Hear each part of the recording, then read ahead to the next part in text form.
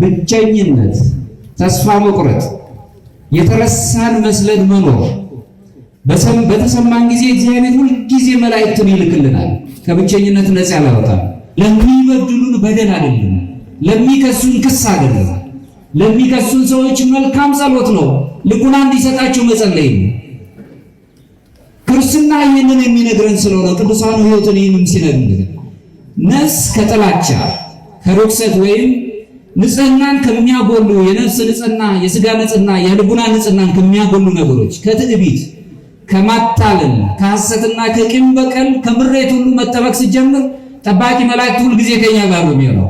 ደስተኛ ነው። በመላእክት ዘንድ ደስታ ይሆናል። አንዳንድ ጊዜ በጣም ከአይምሯችን በላይ ሆኖ የሚያስጨንቁ ነገሮች ኖረው እንቅልፍ ያጣረባቸው ነገሮች በሚቀጥለው ቀን ግን በዛኛው ጭንቀት አለ የምንጨነቀው፣ በሌላኛው ጭንቀት ነው የምንጨነቅ። ምክንያቱም ጭንቀቶች እያንዳንዱ እየተደረጉ የሚመጡ ለደቂቃ መኖር የማንችልን ተስፋ ወደ መቁረጥ እንሄዳለን። ያለ ተስፋ ደግሞ መኖር አንችልም። ይህንን መከራውን በበዛበት ጊዜ በሮም ግዛት ውስጥ መከራ በበዛበት ጊዜ ምን ጊዜ ምንድነው የሚያደርገው? ይጸልይ ነበር። መልአኩም መጥቶ ያገለግለው ነበር። ደግ ነገር የሚሰራለት ነበር። ከሚያስፈራው የሞት ፍርሃት ወጥቶ ሞትን በሕይወት ተለውጦ እንዳየው። ምክንያቱም ሞታችንን ክርስቶስ በሞት ገሎልናል። ይህንን ያይ ስለነበር መልአኩ እየመጣ ያነጋገረው ነበር። ክርስቲያን በምድራዊ ሕይወት ውስጥ ውጊያ አለበት በራሱ መንፈሳዊ ማለት ነው። ሁልጊዜ ስጋው የሚጎሽመው ነፍስን የስጋ ፈቃዳን ሁልጊዜ ነፍስን በጣም ያጎሳቁላሉ። ነፍስ በተሰቃየች ጊዜ የነፍስ አይኗ የተባለችው መንፈስ ደግሞ ማየት ይሳናታል። በዚህ ሰዓት ስቃይ ውስጥ እንገባለን።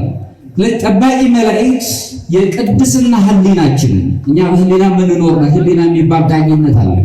በዚህ ውስጥ እንድንኖር የሚያደርግ መሰረታዊ እገዛ ይሰጡናል። ብዙ የሚያስፈሩ ነገሮች አሉ፣ ምን እንደሚከሰት የማናውቃቸው ዛን ለምንሄድባቸው ለምንነሳባቸው ነገሮች የተለቁ የማይመስሉ እንዲህ ቢመጣብኝስ እንዲህ ቢሆንብኝስ ብለን የምንፈራቸው ብዙ በህይወታችን ውስጥ የሥጋ ውጣ ውረዶች አሉብን። እግዚአብሔርን መፍራት ማለት ግን የአክብሮት ፍርሃት ነው፣ ዝቅ ማለት ነው። ዝቅ ብለን እግዚአብሔርን ማገልገል የመንግሥተ ሰማያት መውረሻ የሚሆነውን መቼም ሁላችንም ሄደን ልንፈልገው ልናገኘው የምንችለው ነገር ሱታፌ አምላክ ነው። እግዚአብሔርን ወደ መምሰል ነው። እግዚአብሔርን መምሰል ስንል በጸጋ ነው። እናንተ ሰዎች ናችሁ። ሰዎች ሆነን ግን አማልክት ዘበጸጋ እንባል ዘንድ ደግሞ ታላቅ ኃይልን ጥበብን እግዚአብሔር ሰጥቶናል። ሰዎች በአምሳሉ በአርአያው ስለተፈጠሩ ማለት ነው። ኦርቶዶክሳዊ ተዋሕዶ ቤተክርስቲያን የምታስተምረን ጠባቂ መልአክ ራሱ ለእያንዳንዳችን እንደተሰጠን የቤተክርስቲያን ረቂቅ የሆነው እግዚአብሔር አምላካችን የገለጸልን ጥበቡ በዚህ ውስጥ የምናይበት እንደውም የጠባቂ መላእክትን ስናነሳ የእግዚአብሔር ረቂቅ ረዳትነቱን የምናይበት ልዩ ምልክት ነው። ምንም እንኳን በስጋችን ልናያቸው ባንችልም፣ ምክንያቱም በአይነ ስጋ ሊታዩ የማይችሉ ረቂቃን ስለሆኑ መላእክት ባናያቸውም ሁልጊዜ ግን ለእያንዳንዳችን ለክርስቲያኖች ጠባቂ አለን። የምንጠበቀው በመላእክት ነው። ያንን የምናየው በጥምቀት ስናገኝ ልጅነት ስናገኝ፣ በዚሁ ላይ የልጅነት ክብር ካገኘንበት ጊዜ ጀምሮ እስከ ዕለተ ሞታችን ድረስ ጠባቂ መላእክት ሁልጊዜ ከኛ ጋር ያሉት ይረዱናል። መላእክት ጠባቂ መላእክት ብለን እንረዳቸው ሁልጊዜ ግላዊ ነገራችንን ብቻ እየረዱን የሚሄዱ ሳይሆን ወደ ዘላለማዊ ሕይወታችንም የምንሄድበትን መንገድ ላይ ሁልጊዜ ጥባቆታቸውን አያጎሉም። ይህንን በደንብ የምናየው ከሆነ በመጀመሪያው ሰዓት ላይ ጠባቂ መላእክት መለኮታዊ ፍቅር የተገለጸበት ስጦታንም ያስረዱናል። መለኮታዊ ፍቅር ሁላችንንም የሚጠብቀን መልአክ እንዳለ በዚሁ እንድንረዳ ማለት ነው። የእግዚአብሔር ጥበቃ ከሚታዩበት በረከቶችም አንዱና ሰፊው ነገር እርሱ ለፍጥረታቱ ማያንቀላፋ ነው። ስለዚህ ሰራዊቱ ቅዱስ ቅዱስ ቅዱስ ብለው የሚያመሰግኑትን መላእክት ሁልጊዜ እኛን ሲጠብቁ ይኖራሉ። የእኛንም ልመና ወደ እግዚአብሔር ያቀርቡልናል። ከእግዚአብሔርም ረድኤት በረከቱ ወደኛ ይመጣሉ። ሀገርን ይባርካሉ፣ ሕዝብን ይባርካሉ፣ ልጆች ቤተሰብ እንዲጠበቁ ያደርጋሉ። ለዚህም እንግዲህ የማቴዎስ ወንጌል ምዕራፍ 18 ከቁጥር 10 ላይ መላእክቶቻቸው በሰማይ ያለውን የአባቴን ፊት ዘወትር ያያሉ ብሎ ሁላችንም መላእክት ይጠብቁናል። ጠባቂ መልአክ ይኖረናል። ቀንም ይጠብቀን፣ ማታም የሚጠብቀን ይኖራል። አምላካችን ሁልጊዜ ለምእመናኑ እንቅልፍ የለውም። ትጉዝ እይነው ነው የሚባል ሁልጊዜ እኛን ሲጠብቅ እኛን የሚራዱ መላእክትን ሲልክልን ነው። በተጨነቅንበት ውስጥ በጭንቀታችሁ ውስጥ እግዚአብሔር ያረጋጋናል። በዚህ በአምስተኛው ክፍለ ዘመን የተነሳው ጀሮም የተባለው ታላቅ የቤተክርስቲያን ጸሐፊ ሲናገር ምን ይላል? እያንዳንዱ ሰው ከተወለደበት ጊዜ ጀምሮ እሱን እስኪጠብቅ የተመደበ መልአክ ስላለው የነፍስ ክብር ምንኛ ታላቅ ናት ብሎ ይናገራል። ነፍሳችን ታላቅ መሆኗን ይነግረናል። ምክንያቱም ሰዎች የስጋ ጥርቅም ብቻ አይደለም፣ ነፍስ የሚባል ማንነት አለን። በመንፈስ ደግሞ እግዚአብሔር የምናገኝበት መንፈሳዊ ሕይወታችን የሚቃኝበት ደግሞ አለ። ስለዚህ ስጋችንም ነፍሳችን መንፈሳችንን የሚጠብቅ አለ። ጀሮም ሲያስቀምጥ ምንድነው የሚለው? በእያንዳንዱ ጊዜያት ውስጥ በተነሳንበትም በተኛንበትም ባለንበት ጊዜ ሁልጊዜ ጠባቂ መላእክት ይኖሩናል፣ ይጠብቁናል። ስለዚህ ይሄንን ላደረገ አምላክ ምን ያህል ነፍስን እንዳደነቃት እንረዳለን ነው የሚለው። ምድራዊ ወላጆቻችን እንኳን ለልጆቻቸው ጥባቆት ያደርጋሉ፣ ሁልጊዜ ይሳሳሉ፣ ይራራሉ። እግዚአብሔር ደግሞ ለፍጥረታቱ እጅግ የሆነ ረቂቅ የሆነ ምንኛ ታላቅ የሆነውን ጥበቃ እንደሚያደርግ በዚህ መረዳት እንችላለን። ብቸኝነት፣ ተስፋ መቁረጥ፣ የተረሳን መስለን መኖር በተሰማን ጊዜ እግዚአብሔር ሁልጊዜ መላእክትን ይልክልናል፣ ከብቸኝነት ነፃ ያወጣል። አንዳንድ ጊዜ በጣም ከአይምሯችን በላይ ሆኖ የሚያስጨንቁ ነገሮች ኖረው እንቅልፍ ያጣረባቸውን ነገሮች በሚቀጥለው ቀን ግን በዛኛው ጭንቀት አለ የምንጨነቀው፣ በሌላኛው ጭንቀት ነው የምንጨነቅ። ምክንያቱም ጭንቀቶች እያንዳንዱ እየተደረጉ የሚመጡ ለደቂቃ መኖር የማንችልን ተስፋ ወደ መቁረጥ እንሄዳለን። ያለ ተስፋ ደግሞ መኖር አንችልም። ክርስቲያን በምድራዊ ሕይወት ውስጥ ውጊያ አለበት በራሱ መንፈሳዊ ማለት ነው። ሁልጊዜ ስጋው የሚጎሽመው ነፍስን የስጋ ፈቃዳን ሁልጊዜ ነፍስን በጣም ያጎሳቁላሉ። ነፍስ በተሰቃየች ጊዜ የነፍስ አይኗ የተባለችው መንፈስ ደግሞ ማየት ይሳናታል። በዚህ ሰዓት ስቃይ ውስጥ እንገባለን። ጠባቂ መላእክት የቅድስና ህሊናችንን እኛ በህሊና የምንኖር ነው። ህሊና የሚባል ዳኝነት አለ። በዚህ ውስጥ እንድንኖር የሚያደርግ መሰረታዊውን እገዛ ይሰጡናል። ለዚህም ነው ቅዱስ ጳውሎስ በሮሜ መልእክቱ ላይ ምዕራፍ 2 ከቁጥር 15 ህሊናቸውም ደግሞ ይመሰክራል እያለ ይናገራል። ህሊና አለን። በስጋ ጠባይ ብቻ የምንሄድ ሳይሆን የህሊና ዳኝነት አለብን። የማወቅ ነፃነት የሚባል ማለት በዚህ ውስጥ እንኖራለን። አሁንም በሰባተኛው ክፍለ ዘመን የተነሳው ታላቅ ዮሐንስ ዘሰዋስው የተባለው ታላቅ አባት ሲናገር ምን ይላል? መላእክት አንዲት ነፍስ በበጎ ስነ ምግባር ስታድግ ሲያዩ ደስ ይላቸዋል ይላል። ይህ ደግሞ ከወንጌሉ ቃል ጋር ይስማማል።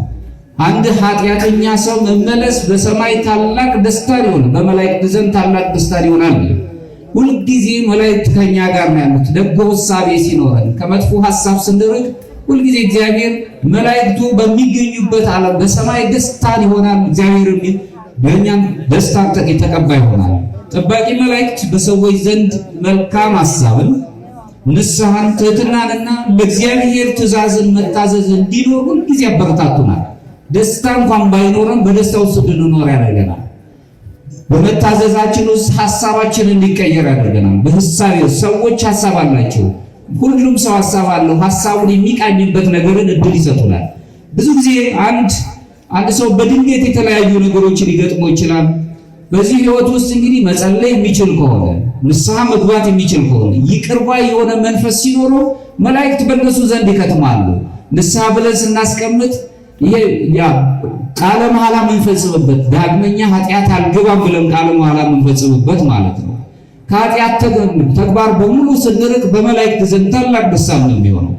አባቶቻችን በተለይም ሐዋርያት አበው እንደሚያስተምሩት እንዲህ አይነቱን ቅድስና መንፈሳዊ መነሳሳት ብለው ነው የሚናገሩት።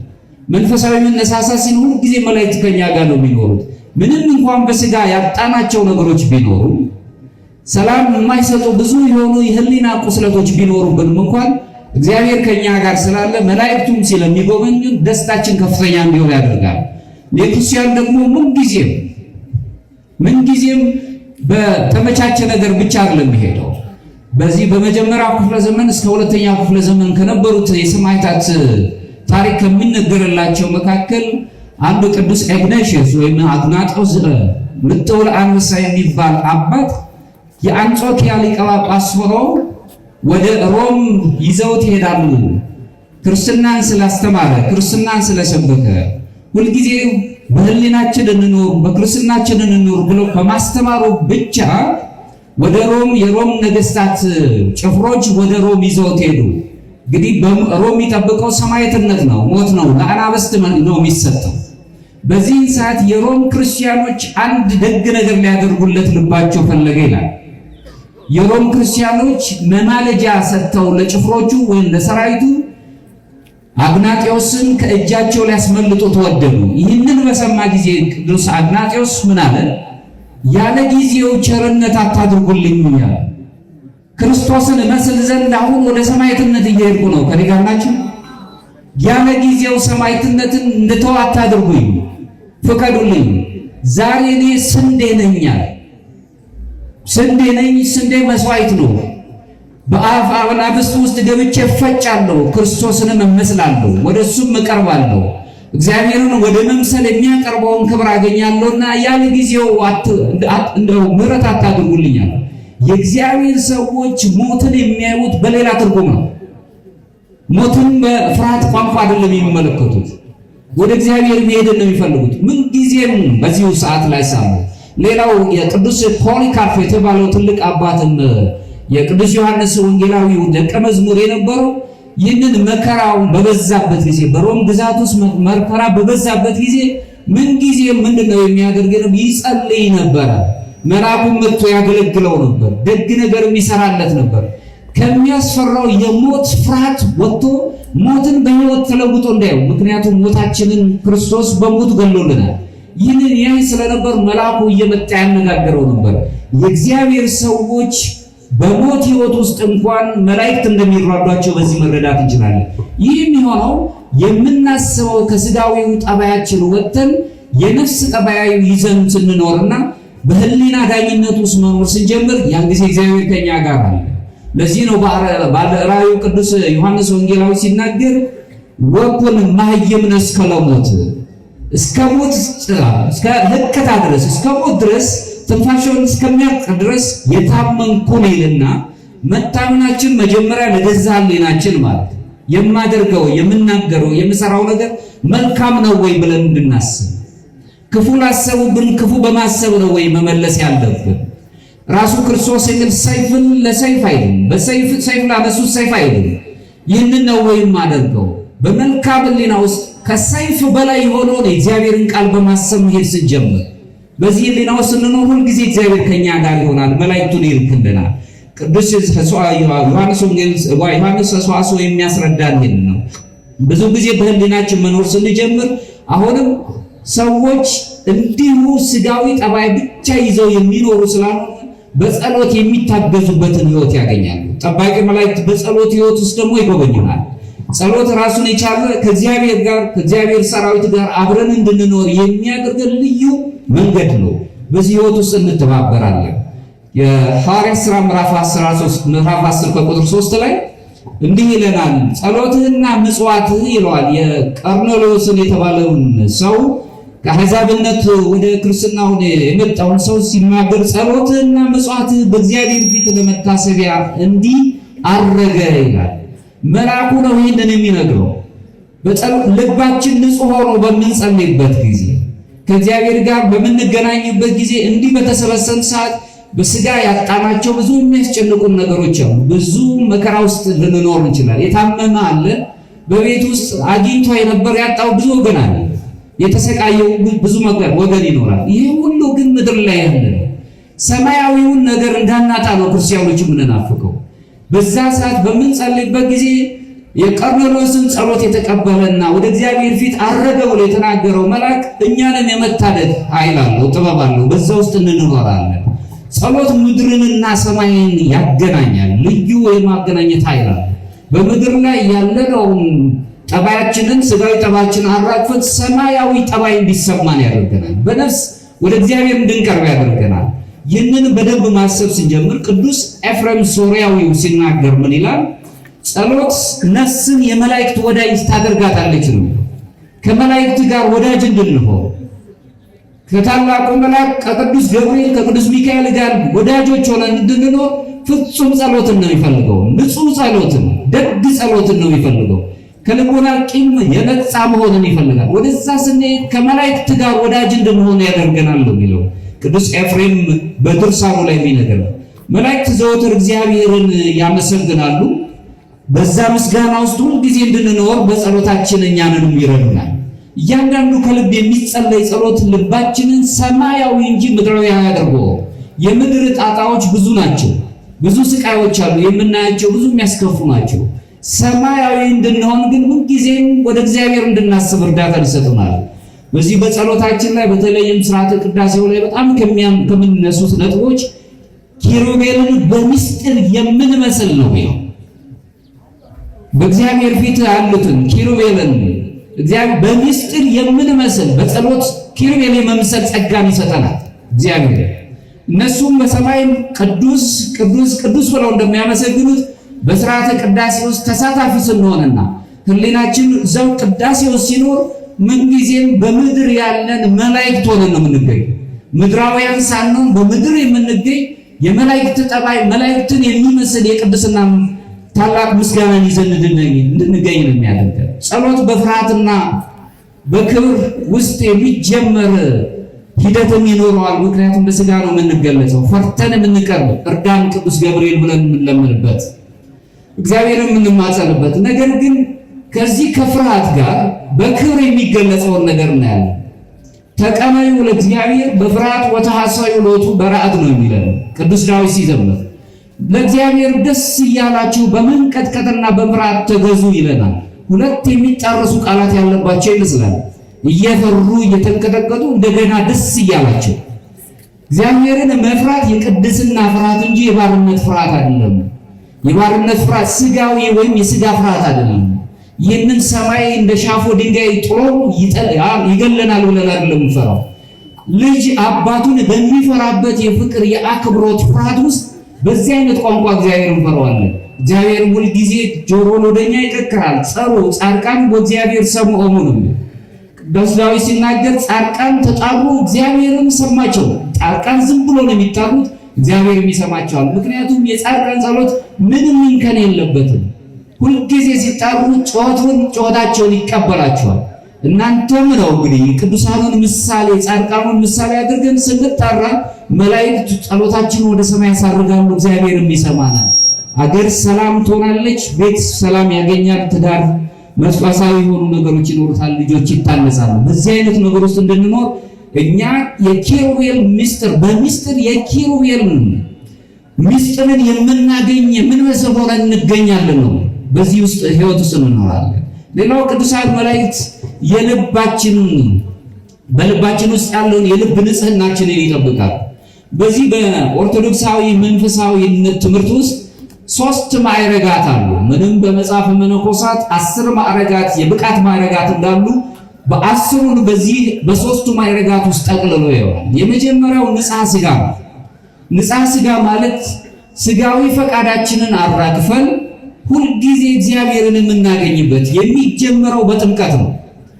በእምነት እንጀምርና ተጠምቀን የሥላሴ ልጅነት ካገኘን በኋላ ወደ ፈሪሃ እግዚአብሔር እንቀርባለን። እግዚአብሔርን ወደ መፍራት ቅዱስ ወደ ሆነው ፍርሃት እንቀርባለን። ደግ ወደ ሆነው ፍርሃት እንቀርባለን። ይህንን በዚህ ዓለም ላይ የሚመጡትን ፍርሃቶች ጋር አይስማማም። በመረጋጋት እግዚአብሔርን በማግኘት ስለፈጠረን ስላከበረን ልጆቹ ስለሆነን ቅዱስ የሆነ ፍርሃት እንፈራለን። ይህ ቅዱስ ፍርሃታችን ደግሞ ወደ ንስሐ ይወስደናል፣ ወደ መጸጸት ይወስደናል። ምክንያቱም እኛ በደለኛ ነን። ስንጸልይ ሁልጊዜ አቤቱ ይቅር በለን ማለት እንለምዳለን።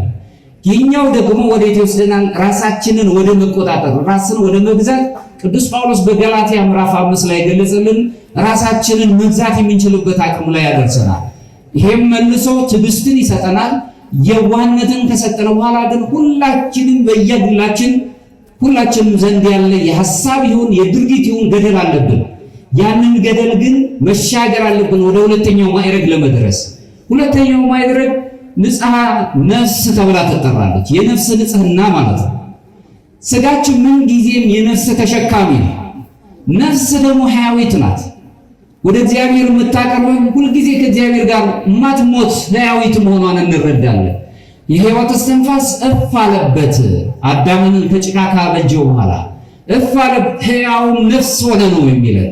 ሕያውት ነፍስ ሕያዊት መሆኗን እንረዳለን። በነፍሳችን ግን ምንጊዜም ሁልጊዜ የምንገልጠው እውነትን ፈልገን ማግኘት። እውነት ብዙ ጊዜ በዓለም ላይ በውሸት ተሸፍና ነው የምትኖረው። ውሸት ተደራርቦ እውነት የሆነበት ዓለም ላይ ነው የምንኖረው። ስለዚህ ስለ ሰዎችን ትመለከቱ እንደሆነ ከእውነት ከመራቅ የተነሳ እኔ ብቻ እኔና ራሴ የሚል ግላዊ ስሜት እንጂ እኔነት የሚል ስሜቶች የሉ። ምንጊዜም ቁሳዊው ዓለም ላይ ስለምንኖር ይህ ቁሳዊው ዓለም እውነትን እያጠፋብን በምናባዊው ዓለም ላይ እንድንኖር ያስገድደናል። ስለዚህ ከንስሐ ነፍስ ውስጥ እንድንኖር ያደርገናል።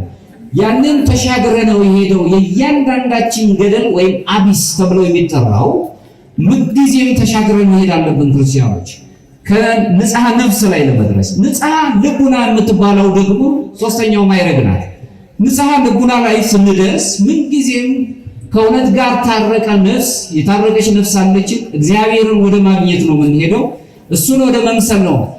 ልጅነት ስናገኝ እግዚአብሔርን የምንመስልበት የቀረን ስለሆነ እግዚአብሔርን ወደ መምሰል መሆን ሳይሆን መምሰል የምንችለው ደረጃ ላይ እንደርሳለን። ያኔ ሱታፊ አምላክ ወይም ቴዎሲስ የሚባለውን ማዕረግ ላይ እንደርሳለን። መላእክት በንጽሐ ልቦናችን ውስጥ ትልቅ ተራዳኢነትን ስራ ይሰራሉ። አምላካችን ኢየሱስ ክርስቶስ ራሱ በዚህ በማቴዎስ ወንጌል ምዕራፍ 8 ላይ ሲናገር ልባቸው ንጹህ የሆነ ወይም በራሳቸው በስጋዊ ፈቃዳቸው ወጥተው ልባቸውን ንጹህ ያደረጉ ልባቸው ከቂም በቀል ነፃ የሆነ ከበደል ነፃ የሆነ ከመበቀል ነፃ የሆኑ ሰዎች ብፁዓን ናቸው፣ ንዑዳን ክቡራን ናቸው ይልና እግዚአብሔርን ያዩታል ይላል። ንጽሐ ልቡና ላይ ስትደርስ እግዚአብሔርን ማየት መነጋገር እንጀምራለን ከእግዚአብሔር ጋር። በጣም የሚገርመው ነገር ቅዱስ ጎርጎርዮስ ዘኒሲስ የቅዱስ ሙሴን ታሪክ በጻፈበት ድርሳኑ ላይ ምን ይላል?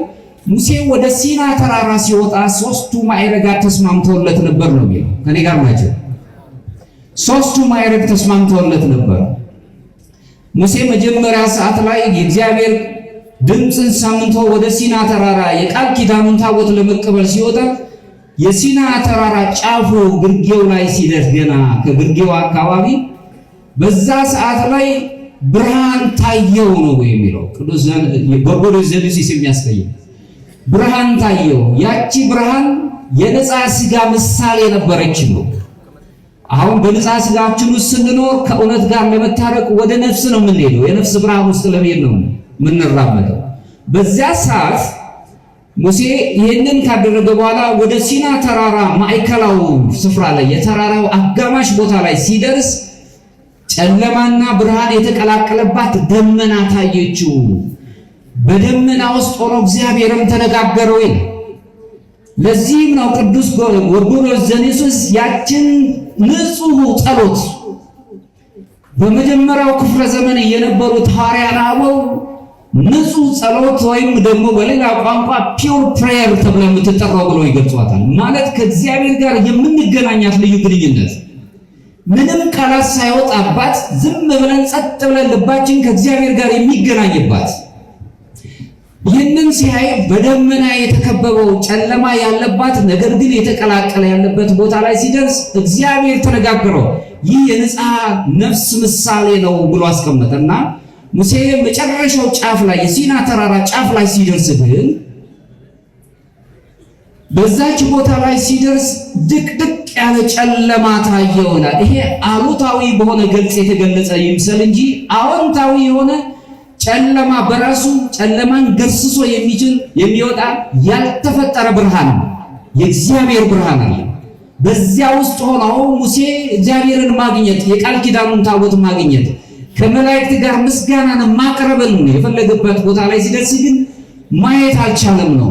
እዚህ በደረ መለኮት ትምህርት ውስጥ ራሱን የቻለ የሚገለጽበት አገላለጽ አለን። በዚህ ወይ እኛ ኦርቶዶክሳውያን እግዚአብሔር እንደኛ የምንዳስሰው በእግዚአብሔር ሁላችንም በረከት የምንጎበኝ የምንሆነው እግዚአብሔር አይታየም ስንል የማይታይ አምላክ በሚታይ ነገሩ ይገልጽልናል፣ በልቦናችን ያድራል፣ ሁሉን ነገር ያደርጋል። በዚህ ትምህርት ውስጥ አፖፋቲክ ቴዎሎጂ ተብሎ ይገለጻል። ምናልባት ይህንን መረዳት ከቻለን ንጹህ የሆነውን ህሊናችን ወደዚህ በቀረበ ሰዓት ሙሴ ማየት አልቻለም። እንደውም ድቅድቅ ያለ ጨለማ ሆነበት ነው የሚለው። ይህ ማለት ግን እግዚአብሔር የማይታይ ወይ ደግሞ የእግዚአብሔርን ብርሃን ማየት ማይችል ስለሆነ ሙሴ የእግዚአብሔር ብርሃንና የሙሴ አይን እኩል የማየት መጠን የሙሴ አይኑ እግዚአብሔር የሚያየት የሚችልበት እኩል መጠን ያለው ስላልሆነ አልታየውም እንጂ እግዚአብሔር ረቂቅ በሆነ መልኩ ብርሃን ኑሮ በመላእክት ታጅቦ እየተመሰገነ በሚገለጽበት ሰዓት ላይ ለሱ የሚታየው አልነበረም። በዛ ሰዓት ላይ እግዚአብሔርን ፈልጎ ያገኘበት ቦታ ፍጹም የሆነው የነፍስ ፈቃድን አልፎ ንጽሐ ልቦና የልቦና ፈቃድናችን ሁሉ ንጹህ የሆነበት ቦታ ነው ብሎ ያስቀምጥልናል። ምናልባት ለዚህ የሚረዳን አንድ ነገር ማስቀመጥ ጥሩ ነው። በዘመኑ አሁን በዚሁ ዘመን ላይ በነገረ መለኮት በጣም ከሚታወቁ ጸሐፊያን መካከል የኦርቶዶክስ መንገድ የሚለውን መጽሐፍ የጻፈ ሜትሮፖሊታን ካልስቶስ ወር የሚባል ኦርቶዶክሳዊ አባት አለ። ይህ አባት በልጅነቴ ይላል በልጅነቴ በነበርኩ ጊዜ ሕፃን ሳለው ወደ ቤተ መቅደስ የሚገቡ ሁለት አረጋውያንን ተመለከትኩ አለ። ከሁለቱ አረጋውያን መካከል አንዱ ፈጥኖ ከቤተ መቅደስ ወጣ ጸሎቱን ጨርሶ። አንደኛው ግን እጅግ ሰዓት ወስዶ ብዙ ሰዓት ወስዶ ከጊዜ ብዛት የተነሳ ያ የሚወደው ወዳጁ ጓደኛው ባልንጀራው አረጋዊ በውጭ እየጠበቁ ሰዓት ወስዶ ረጅም ሰዓት ቆይቶ ወጣ። ሲወጣም ያንን ወዳጁ ቀድሞ የወጣው ባልንጀራው አረጋዊ ምን ያህል የምትጠይቀው ነገር ቢበዛ ነው ይህን ያህል ሰዓት የፈጀኸው አለ። ተነጋግናችሁ ዘግይቶ የወጣው አረጋዊ አባት ሲመልስ አንዳችም ምለምነው የለኝም የምፈልገውም ነገር አልነበረኝም አለ። ታዲያ ሁሉ ሰዓት የፈጀኸው ምን ስታደርግ ነበር አለ። ቁጭ ብዬ እግዚአብሔርን ሳየው እኔን እንዲያየኝ ስፈቅድለት ውስጤን ሳየው እኔም ዝም ብዬ ስመለከተው ጊዜን ጨርሼ ወጣሁ አለ። ያ ነው ፒውር ፕሬየር፣ ንጹህ ጸሎት ማለት ያ ነው። ጸሎት በመጀመሪያ ክፍለ ዘመን የነበሩት አባቶቻችን ሐዋርያት አበው ጸሎት እቺ የምትባለው ንጹህ ጸሎት የምትባለው የአይምሮ ጸሎት ይሏታል። የአይምሮ ጸሎት ማለት ምንም ድጋም ምንም ንባብ ሳይኖር በህሊና ውስጥ ሁል ጊዜ ከእግዚአብሔር ፊት ቆሞ ራስን ለእግዚአብሔር አሳልፎ መስጠት፣ ቆሞ የሚያስጨንቀን ነገር ካለ ዝም ብለን እንዲያዳብጥ ማድረግ እግዚአብሔር ይችላል፣ ሁሉም ማድረግ ይችላል። መላእክቱን እንዲልክልን ጸጥ ብለን ማዳመጥ። ቤተ መቅደስ ውስጥ ገብተን ተመልከቱ፣ ስርዓተ ቅዳሴው ማህሌቱ ባለበት ሰዓት ላይ ሌላ ጸሎት የለም። ማህሌቱን ቅዳሴው ውስጥ ነው መካፈል ያለብን። ካህናቱም በቅዳሴው ውስጥ ቅዳሴውን ሲመሩልን እግዚአብሔር መንፈስ ቅዱስ እኛን ሲጎበኘን ጸጥ ብለን ስቃወት ያንን ጸሎትን እንቀበላለን፣ በጸሎቱ ውስጥ እንካፈላለን። ሕዋሳቶቻችን ሁሉ በቅዳሴ ውስጥ ተካፋይ ይሆናሉ። ዕጣኑን እናሸታለን፣ ተሰጥኦን እንቀበላለን፣ እንወድቃለን፣ እንሰግዳለን። በዓይናችን ዑደቱን እናያለን። ከመላእክት ይሄ የመላእክት ዝማሬ የሚመስለውን የመላእክት በምድር ላይ ያሉ ካህናት ሰማያዊ ካህናትን ሰማያውያን የሚመስሉት በዚያ ውስጥ ስንሳተፍ ሁል ጊዜ ከቅዳሴው ጋር አብረን እንሆናለን። ጸጥ ብለን እግዚአብሔር ውስጣችን እንዲያዳምጥ ቢጨንቀንም ቢቸግረንም እንኳን ብዙ በደል ቢኖርብንም በቤታችን የጎደለ ነገር እንኳን ቢኖር ጸጥ ብለን ስናይ እግዚአብሔር የጎደለውን መሙላት ይችላል። መልአኩን ልኮ ሊረዳን የሚችል አምላክ ነው ያለን። ጸጥ ብለን ማዳመጥ ማለት ነው ብለው ሐዋርያት አበው ይሄንን ያስቀምጣል። ይሄ ቤተክርስቲያን ትምህርት ነው። ጸጥ ብለን ያዳምጡ ነው፣ ራሱም እግዚአብሔር ይሰማናል። ሌላው ይላሉ በተለይም ደግሞ አሁንም በገዳማት ላይ በጣም በሰፊው ገዳማውያን አባቶቻችን ከሚጸልዩት ጸሎት መካከል ሐዋርያት አበው እቺ ንጹህ ጸሎት የምትባለው ኪሪየ ለይሶ አቤቱ ይቅር በለን እግዚኦ መሐረነ ክርስቶስ ከኔ ጋር ናችሁ። ሰዎችን አታስቸግር፣ ጊዜ የለኝም አታሰኝም፣ እንቅልፍ መጣብኝ አታሰኝም፣ ሰዓት የለኝም አሁን በስራ ውስጥ ተወጥሬያለሁ፣ የምንነጋገራቸው ነገሮች አሉ። ይበዙብኛል አታሰኝም። ህሊናችን አስገዝተን በዚህ በአብነቱ ትምህርት ቤት ውስጥ አባቶቻችን ይረዱኛል፣ በደንብ ያውቃሉ። በአብነት ትምህርት ቤት ውስጥ አባቶች ሊቃውንቱ ሲያስተምሩን ቃለ እግዚአብሔር ሲነግሩ እነሱ ግን እኛ ቃለ እግዚአብሔርን ስንል የምናጠፋውን ከሆነ ይመልሰናል። ግን እነሱ በጸሎት ውስጥ ነው ያሉት፣ ዲሰርን ያደርጋሉ፣ በውስጡ ነው ያሉት። ያ ነው ንጹህ ጸሎት ማለት። በውስጡ ጸሎታቸውን ይጸልያሉ። ቃለ እግዚአብሔር ሲነጥፍ መልሰው ብሎ ይናገራሉ አባቶቻችን። በዚህ ህይወቱ ሲኖር ይህ ነው ንጹህ ጸሎት ማለት። ግን ሌሎችን ጸሎቶችን አያካትትም ማለት። ንጹህ ጸሎት ይሄ ነው። ይህችን ጸሎት ነው ፍጹም ጸሎት የምትባለዋን ገደሉን ስናልፍ ንጽሐ ነፍስ ላይ ስንደርስ እያንዳንዳችን የሚያስጨንቀን የሐሳብ ገደል አለብን፣ የኑሮ ገደል አለብን፣ ብዙ የጎደለብን ነገር አለ። ይህንን ሁሉ ማለፍ አለብን። ክርስቲያኖች ነን። የእነዚህን ሁሉ የምንሰማቸው ብዙ የሆኑ የገደልማ ህይወቶች አሉ። እነዚህን ሁሉ አለፍሰን ስንሄድ እግዚአብሔር መልአኩን ልኮ ይረዳናል፣ ይራዳናል። በጣም በሚገርም ሁኔታ ቅዱስ ፖሊካርፕ የተባለው ታላቅ አባት ዘመኑ ደርሶ በሰማዕትነት ሊያርፍ ሲል ዘመኑ 86 ዓመት ነበር። አረጋዊ ነበር። አንተ አሉት በሮማ አደባባይ ለፍርድ ቆመው፣ አንተ ሽማግሌ አረጋዊ ነህ፣ ራስህን አድን፣ ክርስቶስን ካድና ራስህን አድን አሉት። ከዚህ ከስራት ነፃ ትወጣለህ፣ አትሞትም አሉት። ፖሊካርፕ ምን ብሎ መለሰ? 86 ዓመት ሙሉ አምላኬን አገለገልኩት፣ እርሱም አልበደለኝም። እንዴት እኔ አምላኬን እሰድበዋለሁ አለ። መካድ መስደብ ነው። ከኔ ጋር ናችሁ? እግዚአብሔርን እንዴት ክዳለሁ? እንዴት እሰድበዋለሁ? ይህን ባለ ሰዓት ሞቱን እንኳን እየቀረበ ሳልፍ በሞት እየተገለጸ በሰማዕትነት እየሄደ ሳለ መልአኩ ያጽናናው ነበር፣ ይረዳው ነበር። ሁልጊዜ ግን እነሱ በጸሎት ውስጥ ሁልጊዜ ከእግዚአብሔር ጋር ይገናኛሉ። ልባቸው የነጻ ስጋቸው የስጋ ፈቃድ የተራገፈላቸው ንጽሐ ነፍስ ላይ የደረሱ ከንጽሐ ነፍስ አልፎ ንጽሐ ልቦና ላይ የደረሱ ስለሆኑ ምንጊዜም የሞት ጥላ በዚች ዓለም ላይ የምንሞተው ሞት አሰቀቃቸውም ነበር። ሁልጊዜ ወደ እግዚአብሔር ይሄዳሉ። በንጹህ ጸሎት ውስጥ ራሳቸውን አሳድሮ ይኖራል። የማህሌቱ፣ ቅዳሴው፣ አገልግሎታች፣ ሰዓታቱ እነዚህ ሁሉ ሁልጊዜ መላእክትን መስለን እንቆም ነው። ካህናቱ ብቻ አይደሉም፣ ምዕመናንም በዛው ስንሳተፍ ትጉህ ኢይነውም እያሉ የማያንቀላፋ የማይተኛ ትጉህ የሆነ አምላካችን አምላከ ነዳያን የድሆች አምላክ የሆነው አምላካችን ሁሉን የሚታይ አምላካችን ሁላችን በሱ ስንኖር በውስጡ ንጹህ የሆነ የልቡና ሲኖረን ሁልጊዜ ከእግዚአብሔር ጋር እንገናኛለን። መላእክትም እየረዱን ይመጣሉ። በንጽሐ ልቡና ውስጥ መላእክት ጠባቂ መላእክት ትልቅ እገዛዎችን ያገኛሉ። ልባችን ንጹህ ሲሆን ደጎች፣ ንጹሃን፣ ብፁዓን እንባላለን። እግዚአብሔርም ደግሞ የማየትን እግዚአብሔርን በመንፈስ እንድናየው ዕድል ይሰጠናል። ንጽህና ሰማያዊ የሆነ ህይወትን ያድለናል።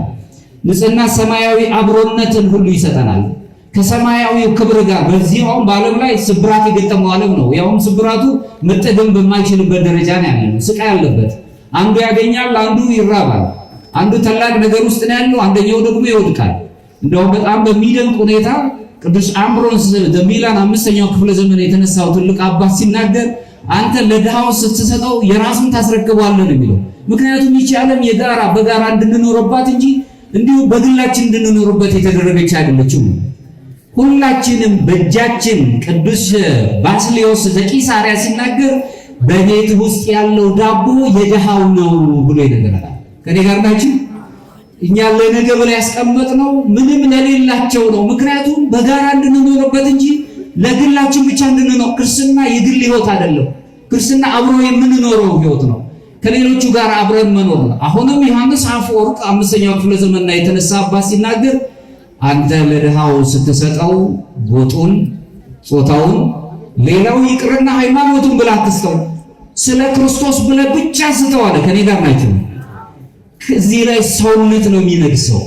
ሰውነት ሰው በመሆን ብቻ ማክበር። ሰውነታችንን ስናከብር እግዚአብሔር ያከብረናል። ሰውነትን ንቀነው፣ ሰውነት በጣም በሚደንቅ ሁኔታ እግዚአብሔር የፈጠረው የእጁ ስራ ነው። ረቂቅ ነው። ምስጢራዊ የሆነ ይዘት ያለው ማለት ነው። በምስጢራዊ ሕይወት ራሱ ቅዱስ አትናቴዎስ ዘእስክንድርያ ሲናገር ምን ይላል? እኛ አማልክት ዘበጸጋ እንባል ዘንድ እሱ ክርስቶስ ወልደ እግዚአብሔር ቃል ሰው ሆነ ነው የሚለው። ሰው ነው የሆነው። ሰው ሆኖ በግሪክኛው ኬኖሲስ የሚባለው ሰው ሆኖ ራሱን ዝቅ አደረገ። ከፍ እላለሁ ብሎ የነበረው አዳም አምላክነትን የተመኘውን ዝቅ ብሎ አምላካችን ወደ ምድር ወርዶ አማልክት ዘበጸጋ አድርጎን ከፍ አደረገ። ሰው ክቡር ነው። ሰው በሰውነቱ ሰው የሆነ ሳለ ማን ተብሎ የሚጠየቃል? ሰው ነው። ስለዚህ ከምንም ነፃ የሆነ ከምንም አይነት ከወንዝ ጣጣ ወይም ደግሞ ሌላው ይቅርና እንኳን ሰው በመሆኑ ብቻ መርዳት አለበት ብሎ ቅዱስ ዮሐንስ አፈወርቅ እንደነገረን ስንሰጠው ግን እየረዳ ነው አይደለም፣ የራሱን እየሰጠ ነው።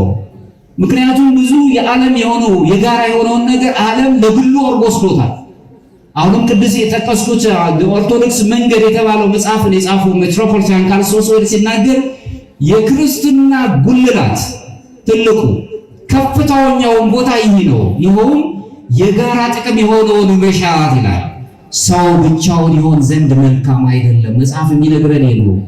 አዳም ለአዳም ብቻ የተገለጸ ለሁላችንም ነው። ገዳማውያን እንኳን በማይበር ይኖራሉ። በማይበር በገዳም ውስጥ ይኖራሉ። በማይበር የመላእክት ምሳሌ የሆኑትን መነኮሳት ጋር አብረው ይኖራሉ። ስለዚህ ሰዎች በሰው ሁላችንም አንዳችን ባንዳችን ውስጥ ነው ያለነው።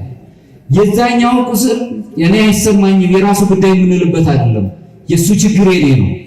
እሱ መብላት መጠጣት ካልቻለ እኔም ነገ መብላት መጠጣት አልችልም። ምክንያቱም በላተኛ ያዝብኛል፣ ቀማኛ ያዝብኛል። ሰው በሰውነቱ ክቡር መሆን አለበት። በዚህ ውስጥ መኖር ምንችል መሆን አለብን ነው። ቅዱስ ባስልዮስ ዘቂሳርያው ሲናገር ምን ይላል? ጢስ ንቦችን ከቀፎቻቸው እንደሚያባረራቸው መጥፎ ጠረንም ርግቦችን እንደሚያርቃቸው ኃጢአት እንዲሁ ጠባቂ መላእክትን ያርቃሉ ይላል። ግልጽ ነው አይደል? ከኔ ጋር ናቸው። ጠባቂ መላእክትን የሚያርቀው ኃጢአት ነው። ይህ ማለት ግን እግዚአብሔር ኃጢአተኞችን አይወዳቸውም ማለት ነው። ኃጢአታቸውን ግን ይጸየፋቸዋል። መላእክት ሁልጊዜ ያዝናሉ። የሚጠብቁን መላእክት በኃጢአት ውስጥ ስንኖር ያዝናሉ። እኛን በሚጠብቁን ሁልጊዜ አይንቀላፉም፣ ይጠብቁናል። ቀን ያለው ማታ ያለው ሌሊቱን ይጠብቀናል። ንብ የሚያገባ የንብ ባለሙያ የሆነው ሰው ንቦችን ከቀፎቻቸው ለማራቅ ጢስ እንደሚጠቀም ሁሉ እኛም ኃጢአት በሚስማማን ጊዜ ጠባቂዎቻችን ይርቁናል፣ ያዝናሉ። ስለዚህ ከኃጢአት እንድንርቅ በዚህ በንጽሐ ልቦና በንጽሐ ነፍስ ላይ ሳለን በልቦናው ስላለን ሁልጊዜ ወደ እግዚአብሔር እንድንቀርብ መላእክትን ማሳዘን እንደሌለብን ከዚህ መረዳት እንችላለን። ቅድስና ይበልጥ ባደገ ቁጥር እግዚአብሔርን መኖር እየተረዳን እንመጣለን። ሀልዎት እግዚአብሔርን እየተረዳን እንመጣለን። በቅድስና ውስጥ ስንኖር ሁልጊዜ ቅድስና ማለት እኔ ቅዱስ እንደሆነ እናንተም ቅዱሳን ሁኑ ነው የሚለው። የቅድስና ሕይወት ውስጥ መኖር ስንጀምር ይህንን ደረጃ ቀስ በቀስ የምንደርስበት አባቶቻችን ደጋጎቹ ገዳማውያን ቅዱሳኑ እግዚአብሔርን እየመሰሉ ነው። ትዕቢት ከነሱ ውስጥ የለም። በትሕትና ሁል ጊዜ ነው የሚገለጹት። አባ እንጦንስ ገዳማዊ የገዳማውያን አባት አንድ ጊዜ ደቀ መዛሙርቱ ጠይቀውት የበጎ ነገር ሁሉ ታላቅ ነገር ምንድነው አሉት። ባጭሩ ሲመልስ ትሕትና ብሎ መለሰ። የበጎ ነገር ሁሉ የመጨረሻው የመልካም የሥነ ምግባር መገለጫው ትሕትና። ለሰደበን ስድብ አላለም መጽሐፍ። ለገዳይ ግደል የሚል አላለም፣ አልተናገረም። ሰይፍና ወደ ሰገባ መልስ ነው። በኃጢአቱ ውስጥ ለሚኖር ሰው ያንን ኃጢአቱን እያሳጣ ኖር አላለም፣ ጣት እየቀሰቀ አላለም። እንደዛ ከበጎ ነገር ሁሉ የበለጠ ራስን ዝቅ ማለት ነው። ለዚህም ነው ሊቃውንቱ ሲናገሩ ራስን ከራስ በላይ ያለ ወይም የበላይን ማክበር አለ ተገቢ ነው። አቻን እኩያን ማክበር ደግሞ ትክክል ነው። የበታችን ግን ማገልገል ግን አምላክነት ነው ብሎ ዝቅ ብሎ ያገለገለን አምላካችን ነው። ሳንፈልገው ያገለገለን የወደደን አምላካችን። ስለዚህ ዝቅ ብለን ትንንሽ ታናናሽ ናቸው የምንላቸው ሕፃናትን በእድሜም ይሁን በኑሮ ደረጃም ይሁን በእውቀት ደረጃም ይሁን እነዛን በሰውነታቸው አክብረን የእግዚአብሔር እጅ ስራዎች ናቸው ብለን አክብረን ስናከብራቸው አገልግሎታችንን አማልክት ዘበጸጋ ያደርግልናል። አምላካችን ዝቅ ብሎ እኛን አገለገለ። መጻተኞቹም በጣም ኃጢአተኞች ናቸው የተባሉትን በሱ ፊት አቅርበው ይህች ሴት በሙሴ ሕግ መሰረት ልትደበደብ በድንጋይ ተወግራ ልትሞት ይገባታል ብለው ሲያመጡለት ከእናንተ መካከል ኃጢአት የሌለው ሰው ይውገራት አለ። ሁሉም ኃጢአታቸውን ተናበቡ፣ ወደ ጨለማው ሸሹ። ኃጢአት ያሸማቅቃል። ያን ጊዜ ከሳሾችሽ ወዴት አሉ አለ። በአጸፋው ክስ አልጀመረችም። ጌታ ሆይ የት እንዳሉ አላውቅም አለች። ዳግመኛ እንዳትበድይ ብሎ መለሰ። ለሚበድሉን በደል አይደለም፣ ለሚከሱን ክስ አይደለም። ለሚከሱን ሰዎች መልካም ጸሎት ነው፣ ልቡና እንዲሰጣቸው መጸለይ ነው። ክርስትና ይህንን የሚነግረን ስለሆነ ቅዱሳኑ ሕይወትን ይህንም ሲነግረን ነፍስ ከጥላቻ ከርኩሰት ወይም ንጽህናን ከሚያጎሉ የነፍስ ንጽህና፣ የሥጋ ንጽህና፣ የልቡና ንጽህናን ከሚያጎሉ ነገሮች ከትዕቢት፣ ከማታለል፣ ከሐሰትና ከቂም በቀል ከምሬት ሁሉ መጠበቅ ሲጀምር ጠባቂ መላእክት ሁሉ ጊዜ ከኛ ጋር ነው የሚሆነው። ደስተኛ ነው፣ በመላእክት ዘንድ ደስታ ይሆናል። ከክፉ ነገሮች ሁሉ በራቅንና በበጎነት ተገልጠን ስንኖር አዎ በጣም በዓለም ላይ አሁን ትሕትና እንደ ሞኝነት ነው የሚቆጠረው። ትሑት የሆነ ሰው ዝም የሚል ሰው በጣም በሚደንቅ ሁኔታ አላዋቂ ነው። አላዋቂ ሆኖ ነው ዓለም የሚመለከተው። ይረግጠዋል፣ ይጠቀጥቀዋል። አባ ይስሐቅ ሶርያዊው ሲናገር ምን ይላል? ዝም ማለትን ልመድ።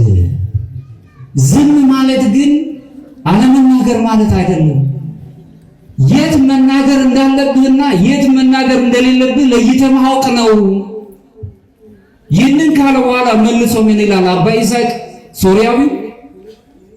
አላዋቂ መሆን ይሻልሃል። አዋቂ ሆነ ከምትሰቃይ አላዋቂ ብትሆን ይሻልሃል። ምክንያቱም አንተ ከምታውቃቸው ዕውቀቶች የማታውቃቸው ዕውቀቶች ይበልጣሉና። ዓለም ብዙ ነው፣ ተመልከቱ። ብዙ ንግግሮች አሉት፣ ከዕውቀት ጋር የለበትም። በኦርቶዶክሱ ዓለም ዕውቀት ሂደት እንጂ ፍጻሜ ሆኖ አያውቅም። በዕውቀት አይደለም እግዚአብሔርን የምናገኘው። እስመ ኩሉ ዘጸዋ ስመ እግዚአብሔር ይድህን ነው የሚለው ቅዱስ ጳውሎስ በሮሜ ምዕራፍ 10 ላይ የእግዚአብሔርን ስም የሚጠራ ይድናል አለና፣ ለመጥራት ግን እንዴት ሳያምኑት ይጠሩታል አለ። ማመን ይቀድማል። ለማመን ደግሞ ያልሰሙት ሰዎች፣ ያልተማሩ ያላወቁት ሰዎች እንዴት ያምኑታል አለ። ስለዚህ ዕውቀት አስፈላጊ ቢሆንም የዕውቀት ግን ጥግ ሆኖ አዋቂ ነን ብለን እንድንመጻደቅ የሚያደርገን ነገር የለም። የክርስትናው በኦርቶዶክስ ዓለም ዕውቀት የምንለው በጥበብ የታሸ ማስተዋል የሚችል አርቆ ማየት የሚችል ለምን እንዴት ብሎ ወዴት ብሎ መጠየቅ የሚችልና ከፍርድ ይልቅ ሁልጊዜ አርቆ ማሰብ የሚችል ለትውልድ የሚያገለግል ትውልድን የሚያንጽ ነገር። ዛሬ እኛ ይህንን ተጋፍጠናል፣ ይህ ችግር አለብን። ነገ ግን ትውልድ ሊያልፎ የሚችለው ለትውልድ ጥላቻን እየሰጠን ማደግ አንችልም። ትውልድ ባለበት መልኩ አሁን ያለውን ትውልድ በጥላቻ ማነጽ አንችልም፣ በበቀል ማነጽ አንችልም። ማለፍ ስንችል ግን ቅድም ያነሳውላችሁን ቅዱስ ፖሊካርፑን ቅዱስ ኢግናቲየስ የተባለውን ምጡል አነሳ። እሱን ያነሳውላችሁ በጥላቻ አይደለም ይችን ዓለም ያለፈ እስከ 4ኛው ክፍለ ዘመን የሰማዕታት ደም እየፈሰሰ ጥላቻን አልሰበኩም። በሞታቸው ውስጥ ምን ጊዜም ቅድስናን ማለፍ የሚችሉበትን ከ4ኛው ክፍለ ዘመን በኋላ ቤተክርስቲያን በአደባባይ ስትወጣ ከካታኮምብ ከግንቡ ውስጥ ከዚህ ከዋሻ ውስጥ ወጣ ለዓለም ስትታይ ያን ጊዜ ክርስቲያኖች ሰላም አግኝተው እንዲኖሩ ያደረገው የሰማዕታቱ ደም ነው፣ የቅዱሳኑ ጸሎት ነው፣ የመላእክት ተራዳኢነት ነው። ስለዚህ ትውልዱ መያዝ ያለበት ከጥላቻ ይልቅ መልካም እሳቤን ይዞ መኖር። አዎ ያስቸግራል። በጣም ከባዱ ነገር ጠላትን እየወደዱ መኖር ነው። ወዳጆቻችሁን ብትወዱ እነሱ አይዛብ ይህንን አይዛብ ያደርጉታል። እኔ ግን እላችኋለሁ አፍቅር ቢጸከ ከመ ነፍስከ፣ ጠላትን ውደድ፣ ወዳጅህንም ውደድ። ጎረቤት ያለውን ውደድ። ጎረቤት የትኛው ነው ጎረቤት ልንል እንችላለን። የትኛው ባልንጀራዬ? ቃየል ወንድሙን አቤልን ገሎ ሲመጣ የአቤል ደም ጮኸ፣ ከእግዚአብሔር ቅድመ እግዚአብሔር ደረሰ። ወንድምህ አቤል የት አለ የሚለው ጥያቄ ሁላችንም ዘንድ አሁን ይጮሃል። ወንድምህ የት ነው ያለው? ብዙ ጾም አዳሪ ወገኖች አሉ። ብዙ የሰው ጆሮ የጠማቸው የተራቡ ወገኖች አሉ። ዳቦ ላይ ሆን ይችላል ድምጻችን የሚሰማ ማን ይስማን የሚሉ ወገኖች አሉ። በጣም በታናሽ ቦታው ላይ ያሉ ግን ሁልጊዜ ሰው የሚረባቸው ወገኖች አሉ። የት ነው ያሉት? ቃየል አቤል ወንድሜ የት አለ ሲባል የወንድሜ ጠባቂ ነኝ ብሎ ነው የመለሰ። ዓለም እያለ ነው ያለው እኔ ራሴን እንጂ ስለሰው አያገባኝም እያለ ነው። በእያንዳንዳችን ሕይወት ውስጥ ግን እኛ ክርስቲያኖች አንዳችን ለአንዳችን መጽሔት ነን፣ መስታወት ነን። በውስጣችን እኔ በእናንተ ውስጥ እናንተ በእኔ ውስጥ አላችሁ። አነባችኋለሁ፣ ታነቡኛላችሁ። እኔም ራሴን በእናንተ ውስጥ አያችኋለሁ። ይህንን ማድረግ ስንችል ጠባቂ መላእክት የነፃ ልቦና ላይ ትልቁን ተራዳይነትን ይሰራሉ። ከጥፋት ስንርቅ በበጎነቱ ስንገለጽ ምንጊዜም መላእክት ደስታቸውን ይገልጻሉ፣ በደስታ እንድንኖር ያደርጉናል። ሌላው ክርስቲያናዊ ሕይወት ውስጥ በምንኖርበት ጊዜ ቅድስና ያለው ሕይወት መኖር ይኖርብናል። በዚህ ውስጥ ስንኖር መላእክት ይራዱናል። ቅዱስ ጴጥሮስ ሐዋርያውን በታሰረበት ወቅት ውስጥ በግብረ ሐዋርያት ምዕራፍ 12 ከቁጥር 7 ላይ የጌታ መልአክ ባጠገቡ ቆመ ይላል። ብዙ የታሰርንበት የሥጋ እስራቶች ሊኖሩ ይችላሉ። ራሱ ሐሳባችን ራሱ በብዙ ነገር ውስጥ ገዝቶን ያለው ይህ የሥጋ ሐሳብ ምንጊዜም በማጣት ሕይወቱ ስለምንኖር ስለ ሰማያዊ ነገር ሲነገረን ይከብደናል። ረቂቅ ነው፣ ልብ ነው። በአንድ ጊዜ ሳንደርስ ሁሉም ነገር የክርስትና እድገቱ ቀስ በቀስ ዛፍ እንኳን ባንዴ ለደጋ አይልም፣ ስር መስደድ አለበት። ከዛ ወደ ላይ ካደገ በኋላ ግን ይበቃኛል እድገቴ ነው አይልም፣ ወደ ጎንም ያድጋል። ለሌሎች ዋርካ ይሆናል፣ ጥላ ይሆናል። ክርስቲያኖች ለሌሎች ቤዛ ናቸው፣ ጥላ ናቸው። እድገታችን ወደ ሰማይ ስንመለከት አምላካችንን የምናይበት፣ በጸሎታችን አምላካችን የምንለምንበት፣ ከመላእክቱ ጋር አብረን የምንዘምርበት፣ ወደ ጎን ደግሞ ለዚህ ፍጥረት ሁሉ ለሚከሰን ፍጥረት በሞት ጥላ ውስጥ እንኳን ሆነን ለሱ ለሁሉም ጥላ የምንሆንበት ክርስቲያኖች ለካ እንዲህ ናቸው የሚያሰኘን። የክርስትና ሕይወት ለአናብስት ሲሰጧቸው እንደምጥሉ አንበሳ ያለው አግናጤዎስ ምጥሉ አንበሳ ሲሰጧቸው ታላላቅ ታምራትን እያሉ ያላመኑት አላውያን እንኳን ሳይቀሩ እነዚህ ክርስቲያኖች እንዴት ያለ አምላክ ቢኖራቸው ነው ብለው ወደ ክርስትና ይመለሱ ነበር። አንድ የተወሰኑ ሰማዕታት በሰማዕትነት ሲያልፉ በእልፍ የሚቆጠሩ ክርስቲያኖች ይሆኑ እንደነበረ ገድለ ታሪካቸው የሚነግረን አለ። በዚህ ውስጥ እንኖራለን፣ ቅድስና ያለ ሕይወት። ስለዚህ ቅዱስ ጴጥሮስን በእስር ቤት ሳለ የጌታ መልአክ መጥቶ በፊቱ ቆመ፣ ይጠብቀውም እንደነበር እንረዳለን። በዚህ ውስጥ እናያለን። ከስህተት ትምህርት ስንነጻ ምንጊዜም ኦርቶዶክሳዊት ቤተክርስቲያንን ትምህርት የምታስተምረውን ይዘን ስንሄድ በህሊናችን መቆም ስንጀምር የእግዚአብሔር ረዳትነት በመላእክቱ ውስጥ ይገለጽልናል፣ መላእክትን ይልክልናል። በዚህ ውስጥ ሁልጊዜ የጎደለን ነገር መሙላት ይችላል። ይህ አሁን በምድር ላይ ያለው ነገር እግዚአብሔር ያስጨንቀውን ብለን እንዳናስብ ሐዋርያቱ ክርስቶስ እያስተማራቸው የነበሩትን ምዕመናን ተሰብስበውበት በነበረበት ሰዓት ላይ ሐዋርያት በጣም ስለ ሰው ልጆች የሚያስቡ ስለነበር ሳይመሽባቸው በጊዜ ሸኛቸው። የሚበላ ነገር ስለሌለን ጦማ ዳሪ እንዳናደርጋቸው፣ ጦማ ሳደራቸው እንዳትበሉ በጊዜ ሸኛቸው አሉት።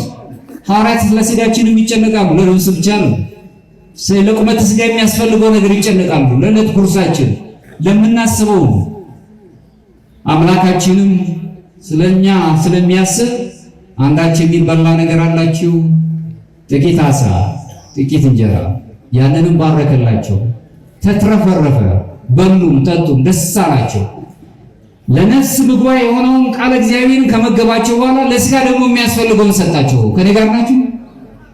በስጋ ለተጨነቅንበት ነገር መሙላት የሚችል እግዚአብሔር ነው፣ ዓለም አይደለም። አያስብልንም፣ ያስብልናል። ከዚህ በላይ ግን የተራብንበት የነፍስ ረሃብ አለን። እግዚአብሔርን ወደ መምሰል የሚያቀርበን ወደዛ የምንሄድበት እሱን መሙላት ስንችል ሁልጊዜ እግዚአብሔርን ወደ መምሰል እንቀርባለን። ምክንያቱም እኛ የሥጋ ጥርቅም ብቻ አይደለም፣ ነፍስ መንፈስ የሚባል ማንነት አለ። በዚህ ውስጥ መኖር እንችላለን። ይህንን እናያለን። አሁንም በዚህ ሕይወቱ ስንኖር በቅድስና ሕይወታችን ስንኖር ምንጊዜም እግዚአብሔር ጠባቂ መላእክት ምዕመናንን በመከራ በስደትና በፈተና ውስጥ ሁልጊዜ ያጠነክረናል። በፈተና ውስጥ እንኳን ሆነን እሱን ፈተናውን መልካም አድርጎ እኔ እግዚአብሔር ስንዴ ነኝ ኢግናቲዮስ የተናገረው ቅዱስ የታላቅ ሰማዕት ምጥውላን በሳ የተናገረው እኔ እግዚአብሔር ስንዴ ነኝ፣ ስንዴ መስዋዕት ነው፣ ለቤተ መቅደስ የሚቀርብ ነው። በአናብስት ውስጥ እፈጫለሁ፣ ክርስቶስንም እመስላለሁ፣ ሰማዕትም እሆናለሁ አለ። በሞት አልተሰቀቀም፣ በመከራ ውስጥ ደስ አለው። መልአኩ መጥቶም ተራዳው። በመልአኩ ሁላችንም የጎደለን ነገር የሚያስጨንቀንን ነገር አምላካችን ይረዳናል፣ ከፈተና ያወጣናል። በዚህ በምናስበው በምናወጣው ኑሮ አልተሟላለንም፣ ሕይወት ተመሰቃቅላለች፣ የጎደሉ ብዙ ነገሮች አሉ። ነገር ግን ሁልጊዜ እግዚአብሔር ከኛ ጋር ስላለ እስትንፋሳችን እስክትቆረጥ ድረስ ግን መልአኩን ይልክልናል። አንድ ቀን እግዚአብሔር የሚፈልገውን ነገር ይሰጣል። ከዚህ በላይ ግን የሰማይ ዋጋ አለ። ሰማይንና በሰማይ ያለውን ክብራችን እንወስዳለን። ሌላው ጠባቂ መላእክት በቴዎሲስ በግሪክኛው ቴዎሲስ እናንተ የመለኮት ባህሪ ተካፋዮች ናችሁ የሚለውን የቅዱስ ጴጥሮስን መልእክት ምክንያት አድርገን በዚህ ውስጥ ደግሞ እርዳታቸውን እንመለከታለን። አማልክት ዘበጸጋ የሚያሰኝን በጣም የሚደንቀው ነገር የእግዚአብሔር ቤተሰቦች ሰው በተለይ ኦርቶዶክሳዊ ትምህርት እኛ በምድር ላይ የቀረን ሰው የሚባል ግዙፍ እንደው እዚሁ ላይ የምንቀር ሰዎች አለንም ከሞትን በኋላ ትንሣኤ ያለን ብለን የምንሰብክና እግዚአብሔርን ወደ መምሰል ነው የምንቀርበው ብለን የምናምን ሰዎች በጣም በሚገርም በጣም ሰው በራሱ ሰውነቱን ንቆት ሰውነቱ ወደ ጎጥ ወርዶ በወንዝ ተከልሎ ወንዘኛ ለመሆን በጣም ጥረት ላይ ነው። እኔና ራሴ ብቻ ብሎ ነው የሚያስበው። እንደውም በተሳሳተ መልኩ ሰው ራሱን ወዳድ ነው ይላሉ። ሰውማ ራሱን ቢሆን ተፈጥሮን ያከብር ነበር። ሰው አሁን ያለው በዚህ በምድር ላይ እየተሰቃየ ያለው ለራስ ጥቅም ብቻ በመቆም ነው። እኔ ብቻ ላግኝ፣ ሁሉም ነገር ለኔ ብቻ ነው፣ እኔ ብቻ መታየት አለብኝ፣ እኔ ብቻ ነው ማድረግ ያለብኝ፣ እኔ ብቻ ነኝ አዋቂ፣ ሌላ አዋቂ የለም። ይሄ ነው በደሉ፣ ይሄ ነው ክፉ ነገር። ራስህን በምትወድበት የመውደድ ቋንቋ ሌላውን ውደድ ነው የሚለው። ራሳችሁን ጥሉ አለ፣ አክብሩት። ሰዎች ራሳችንን አክብረን ዝቅ ብለን ግን አምላካችን ዝቅ ብሎ በመስቀል ላይ ሆኖ የሚሰሩትን አያውቁምና ይቅር በላቸው እንዳለ እኛም ዝቅ ብለን ለወገኖቻችን ክፉ ላደረጉብን በክፋት አይደለም መግለጽ ያለብን። ዝቅ ማለት አንድ ቀን ልቦናቸውን መቀየር የሚችል ኃይል አለ። እግዚአብሔር ይገልጽልናል። መልአኩን ልኮ ይረዳቸዋል። ለክፉዎች ሰዎች ክፋትን አይደለም መመኘት ያለብን፣ መጸለይ መለመን ያለብን። ይሄ ኦርቶዶክሳዊ ይዘት ነው። ቅድም ያስቀመጥኩት አትናቴዎስ ዘእስክንድርያው ሲናገር እኛ ነው የሚለው ይሄ ነው ጥጋችን፣ ዳራችን፣ የመጨረሻችን ክርስቲያኖች እኛ አማልክት ዘበጸጋ እንባል ዘንድ በጸጋ በስጦታ ነው። በስጦታ አማልክት ዘበጸጋ እንባል ዘንድ አምላካችን ኢየሱስ ክርስቶስ ቃል ወልድ እግዚአብሔር ሰው ሆነ ነው የሚለው። ሰውነታችንን አከበረልን። ክቡራን የሰው ልጆች ክቡራን ናቸው። ሰው ራሱን የቻለ መብት አለ፣ ሐሳብ አለው። ሐሳቡን የሚያዳምጥለት ያስፈልጋል። ሐሳቡን መናገር የሚችልበት ቋንቋ አለው፣ ቃላቶች አሉ። እነዚህ ቃላቶች ግን ወደ እግዚአብሔር በሰጠው ተጠቅሞበት ሰዎችን ሊጠግንበት የሚገባ መሆኑን በዚህ መረዳት እንችላለን። ቴዎሲስ ስንል ወይም አማልክት ዘበጸጋ የሚባለው በጸጋ አማልክት ትባላላችሁ፣ ታናናሽ አማልክት ትባላላችሁ። ደጋጎቹን እኮ ሙሴን ለምሳሌ ትመለከቱ እንደሆነ እኔ ኃይሉን እሰጣለሁ እናንተም ታናናሽ አማልክት ትባላላችሁ። ባህርን የመክፈል እንኳን ስልጣን ተሰጥቷቸዋል። እኛ ብዙ ጊዜ ትመለከቱ እንደሆነ ሰዋዊው ባህሪያችን ራሱ ተናውጦብናል፣ ማይበል መጥቶታል። በብዙ የሥጋ ፈቃዳት ውስጥ ተመተዋል። በዚህ ውስጥ ሳለን እንኳን አማልክት ዘበጸጋ ወይም ሱታፊ አምላክ ያላቸው ፍጥረታት መሆናችን ከተረዳ እሱን መስለን የምንሄድበት ቅዱስ ቅዱስ ቅዱስ እያለን ከመላእክት ጋር አብረን የምንዘምርበት መሆኑን ከተረዳ ምን ጊዜ ልዕልናችን ከፍ ያለ ነው። ዝቅ ብለን ስንገኝ በትህትናችን እንጂ ሰውነታችንን በክፋት ዝቅ አናድርገው።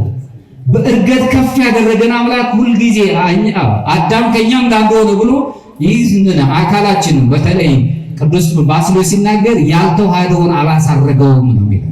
ከኛ ጋር ስለተዋሃደ ፍጹም ሰው ፍጹም አምላክ በቅድስት ድንግል ማርያም ማኅፀን በጠባብ ደረት በአጭር ቁመት ተወስኖ ተወልዶ እኛን ስላገለገለን እሱ እኛን ሆነ፣ እኛ የሆነውን ሁሉ ሆነ ነው የሚለው። ከኃጢአት በስተቀር እኛን ሆነ ነው የሚለው።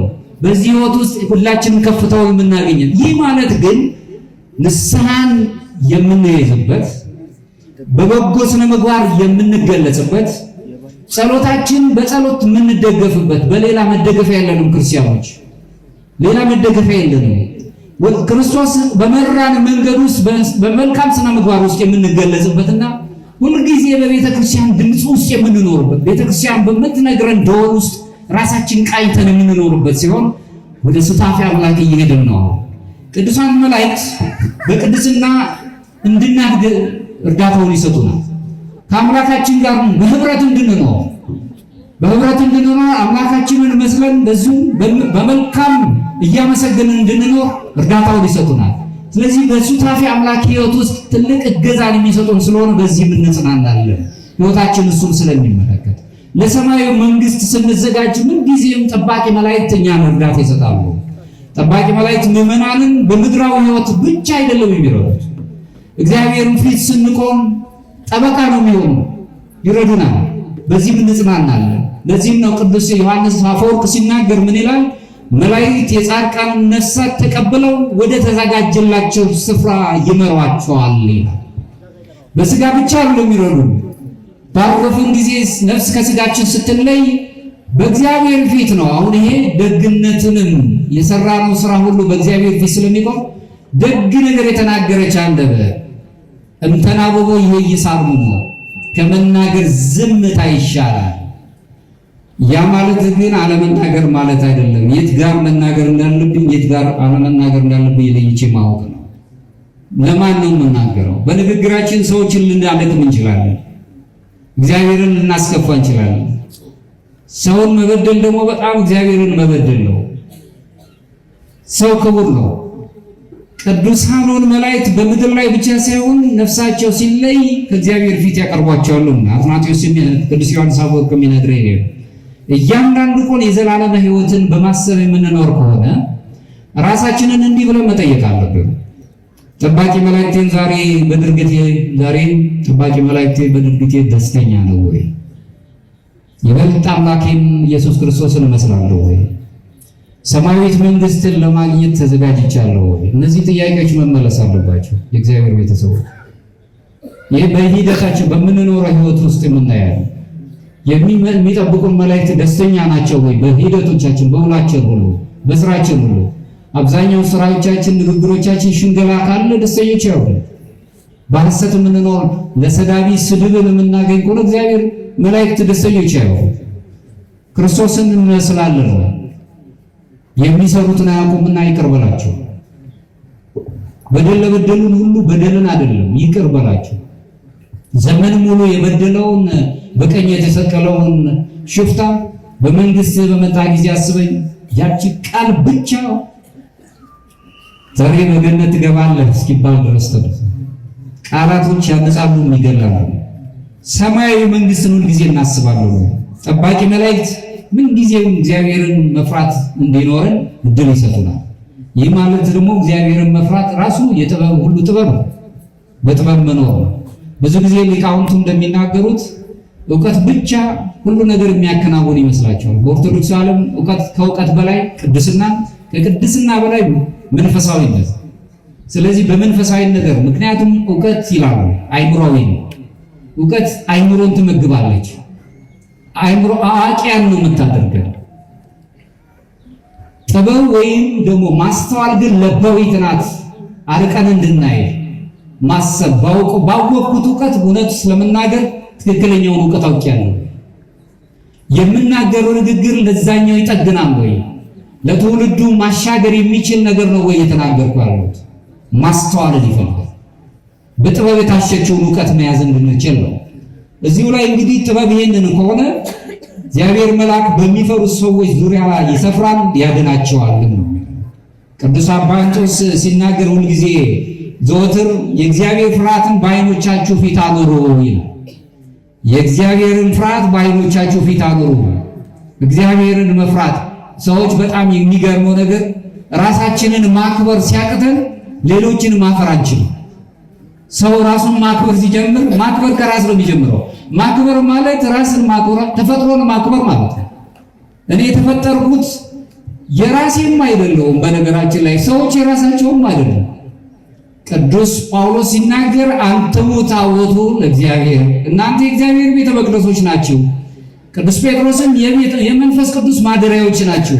ራሱ ቅዱስ ጳውሎስ መልሶ ይልናል የራሳችሁ አይደላችሁም በደሙ የተገዛችሁ የእግዚአብሔር ቤተ መቅደሶች ናችሁ ነው የሚለው። ቤተ መቅደስ ጸብ ክርክር አስፈልጓት። ቤተ መቅደሱ ሳሜት አይመቸውም። ቤተ መቅደሱ በቀል አይመቸውም። መለያየት አይፈልግም። ቅንነት ብቻ ነው የሚፈልገው። ስለዚህ የራሳችሁ አይደላችሁም ብሎ የግል ማንነታችንን ጥያቄ ውስጥ አስገብቶ እንዴት ነው የሰው ልጅ በወል ማንነቱ ስቃይ የሚያደርገው? ከዚህኛው ወንዝ ነው የመጣሁት ከዛኛው ነው ብሎ ስቃይ የሚገባው? ሰው በሰውነቱ ክቡር ነው። ሰውን ማክበር ብቻ ነው። በሚናገረው ቋንቋ መግባቢያ ነው። ዕውቀቱን አያውቅም ወይ ደግሞ የሰው ልጆች መለኪያ ሆኖ አያውቅም። በመናገራችን ብዙ ነገሮች መረዳት እንችላለን። መጻሕፍትን ማንበብ ማወቅ እንችላለን። በአካባቢ ያለውን የባህሉን ሂደት መረዳት እንችላለን። መልካም ነገር ነው። ግን የልዩነት መንገድ ሊሆን አይገባም። ልክ ነው። በመጀመሪያው በባቢሎን ዘመን ቋንቋ ልዩነት ሆኖ የልዩነት ምልክት ሆኖ ተገልጿል። በጰራቅሊጦስ ግን ቋንቋ በራሱ በቋንቋው ሰዎች አንድ እንዲሆኑ ተደርጓል። ድምፃቸውን ሐዋርያት እንዲሰሙ ተደርጓል። ቋንቋ ስለተገለጸላቸው በዛ የተለያዩ ዓለማት የመጡት ክርስቲያኖች የሐዋርያትን ወይም አይሁዳውያን የሐዋርያትን ቋንቋ ሰምቶ እነዚህ የሚናገሩት ብለው አምላካቸውን እንዲሰሙ እንዲያደምጡ ተደርጓል። ልዩነት መሆን አይችልም። በያዝኩት የቆዳ መልክ ማን ነው ልባል ይገባል። በተወለድኩበት አካባቢ ገኔ ነው መባል ሰው ነው የሚባልና ማንነት ያለኝ በሰውነት ገዝፎ ሲመጣ ያን ጊዜ ነው ወደ ስነ ምግባር ጠባይ ማሰብ የምንጀምረው። በስነ ምግባር ውስጥ በፍቅር ውስጥ መገለጽ ነው። ፍቅር ማለት ሊቃውንቱ ሲናገሩ በልቦና ላይ የተተከለ የመውደድ ኃይል ማለት ነው። ንጹህ የሆነ ደግነት ያለው እየጠሉ መውደድ እየጠላን የወደደን አምላካችን እኔን ምሰሉ ነው ያለው። ዝም ብሎ ዓለም ሲጠላን እያፈቀር ነው መኖር። በሞት ውስጥ እንኳን ስንግ ደስ እያለን መሄድ ይሄ ረቂቅ ነው። ዓለምን ማሸነፍ ማለት ይሄ ነው። ሲገል በመግደል አይደለም፣ ሲጠላ በመጥላት አይደለም፣ ሲዋሽ እየዋሸን መኖር አይደለም። እውነትን እየገለጽን እውነት አንጻራዊ ሆና አታውቅም። በክርስትናው ዓለም እውነት ናት፣ አማናዊት ናት። ምክንያቱም እግዚአብሔር እውነት ስለሆነ በእውነት መኖር እንጀምራለን። በዚህ ሳለን እንጦንስ እንደዚህ ሲናገር አባ እንጦንስ የአባቶቻችን አባት ሲናገር ምን ይላል? የመነኮሳቱ አባት ዘወትር እግዚአብሔርን ፍርሃት በዓይናችሁ ፊት አኑሩ። እግዚአብሔርን መፍራት ማለት የቅድስና ፍርሃት ማለት ነው። ይሄ የሥጋ ወይም ደግሞ የባርነት ፍርሃት ነገሮች ይመጣሉ፣ ይጠፋሉ። አሁን ብዙ የሚያስፈሩ ነገሮች አሉ። ምን እንደሚከሰት ማናውቃቸው ዛን ለምንሄድባቸው ለምንነሳባቸው ነገሮች የተለኩ የማይመስሉ እንዲህ ቢመጣብኝስ እንዲህ ቢሆንብኝስ ብለን የምንፈራቸው ብዙ በህይወታችን ውስጥ የሥጋ ውጣ ውረዶች አሉብን። እግዚአብሔርን መፍራት ማለት ግን የአክብሮት ፍርሃት ነው። ዝቅ ማለት ነው። ዝቅ ብለን እግዚአብሔርን ማገልገል ነው። እንጦንስ የሚያስረዳን ይህንን ነው። ክርስቲያኖች ለእግዚአብሔር ክብርን ቅድስና ያለውን ክብር መስጠት አለብን። በህሊናችን ድምጸት ውስጥ መኖር አለብን። ለህሊናችን መታዘዝ። ህሊና ዳኛ ነው። በየትኛውም ቀን የሰራነውን ነገር ማታ ስገባ የሰራው ምንድነው ይለናል። ምንድነው ያደረግከው ይላል። ከህሊና ዳኝነት ማምለጣቸው አንዳንድ ጊዜ ህሊናችን እንሸሸዋለን። ህሊና ለመሸሽ ባልተወሰኑ ነገሮች ውስጥ እንገባለን። ከተለያዩ ቦታዎች እንሸሸጋለን። ህሊና ሁሉ ጊዜ ነፍሳችንን ያጨማድደዋል። ክፉ ነገር ሰርተን ከሆነ ደግ ነገር ያደረግን ከሆነ መልካም ነገር ከሆነ ግን ይሄ መልካም ነው፣ ይሄ የተደረገው ግን እኔ አይደለሁም መደረግ ስላለበት ነው፣ እኔ መብላት ስላለብኝ ያም ወገኔ መብላት አለበት ብለን እናስባለን እንጂ ስለሰጠውት አለ። እንደውም ሰዎች ስጦታን ሳይሆን አካፋዮች ናቸው። ሁለት ያለው አንዱን ይስጥ። ይህ ቋንቋ ማካፈል እንጂ ፍጹም ስጦታ አይደለም። ፍጹም ስጦታ ሲሆን ግን ወጣቱ ባለጸጋው ሰው ክርስቶስ ፊት ቀረበና መንግስትን እንደወርስ ምን ላድርግ አለ። ሕግጋትን ፈጽም አለ። ያም ወጣት ሰው ባለጸጋ ምን አለ? ይህንንማ ከልጅነት ጀምሮ ፈጽሜያለሁ። እንግዲያስ አለ ፍጹም ልትሆን ከወደድክ ያለህን ሽጠህ ለውጠህ ለነዳያን ሰጠህ ተከተለኛል እንዳለ ብታደርግ ሆኖ አላደረገው። ከኔ ጋር ናቸው። ፍጹም ስጦታ ማለት ያለንን 100% መስጠት ማለት ነው። ለኛም የሚያስብ አምላክን ሁለት ያለው አንዱን ይስጥ ነው። ብዙ ሐሳብ ያለን ሐሳቢያችንን እናካፍል። መልካም ሐሳብ ብዙ ከእውቀት ጋር የተያዙ የጥበብ ሂደቶች ካሉብን አንሸሽግ፣ ለወገናችን እንስጠው። ብዙ ወጣቶች ዛሬ በብዙ ጭንቀት ውስጥ ነው ያሉት። እናቴ አባቴ ፊት መሞት የለብኝም ብለው በረሃ ውስጥ እየሄዱ ነው ያሉት። ወንዝ ባህር እየወሰዳቸው ነው ያሉት። ለነሱ መልካም እሳቤን ነገር ይሄም ይሻገራል እናልፈዋለን። የምንሻገርበት መንገድ መልካም እሳቤያችን መለገስ፣ በዚህ ውስጥ መኖርን መልካም ነገሮችን ይዞ መኖር ህሊናችንን ብቻ ሳይሆን ለፈተኖቻችን ፈተናን ለሚፈጥሩ ነገሮች ሁሉ ራሳችንን ጥንቁቅ አድርገን መሄድ አለብን። ከመላእክቱ ጥባቂት ጋር በተሻለ ሁኔታ በምን መልኩ ልገናኝ ብለን መጠየቅ አለብን። መንፈሳዊ ህይወታችን በሚፈጠርበት ውድቀት ውስጥ ወይም ድቀት ሊገጥመን ይችላል። ያ ውጊያ አይቀርም። እንወጣለን፣ እንወርቃለን፣ እንነሳለን። ምክንያቱም ስጋ ለብሰናል።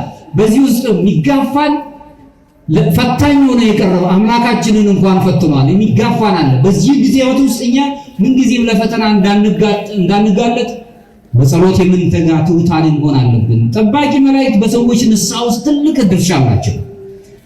ንስሐ በሚገባ በአንድ ክርስቲያን ኃጢአተኛ በእግዚአብሔር መልአክ ፊት ትልቅ ደስታ ይሆናል። የሉቃስ ወንጌል ምዕራፍ 15 ከቁጥር 10 ላይ መጽሐፈ መነኮሳት ሲናገር ምን ይላል?